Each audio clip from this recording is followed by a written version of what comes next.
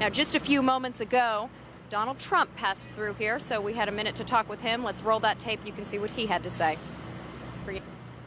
Well, I've never seen anything like it. I've seen two huge 110-story buildings that are reduced to rubble, thousands and thousands of lives. I just got to see something that I've never seen before. I have hundreds of men inside working right now, and we're bringing down another 125 in a little while, and they've never done work like this before. And they're hard-working people, but they've never seen anything like it, and they've never done work like this before. It's terrible.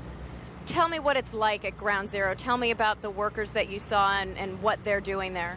Well, not only is it devastation, but it's very dangerous because every few minutes a whistle would go off and everybody would just run because you have all the buildings around it, which are in such a weakened state that people just don't know. And so they just have to take off. And then they come back and they're working under 50-story buildings that you don't know if they're going to fall down. So it's a terrible thing for the workers, and it's a terrible thing for the world, really.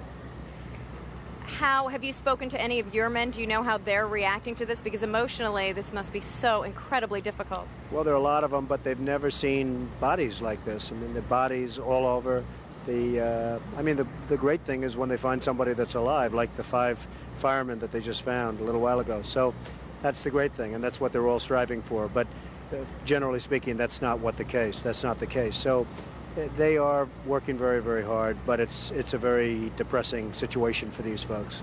As you walked around and as you saw the piles of rubble, there are thousands of families out there who are hoping that someone might be in a pocket somewhere, still alive, still breathing, waiting to be dug up.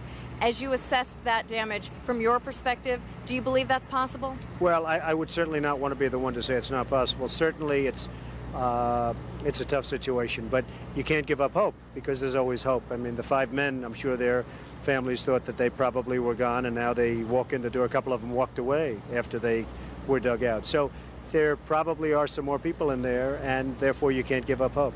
You've had an impact on the skyline of New York. What is it like as you see it now?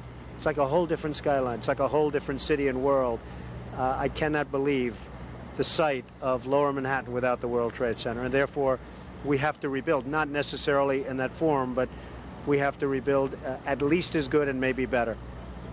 Just finally, can you tell me emotionally as you walked around, we've heard some of the stories from the firemen. They're so exhausted and mentally and physically. What was it like for you personally to go in and see all of what you saw? Well, it was amazing to see it.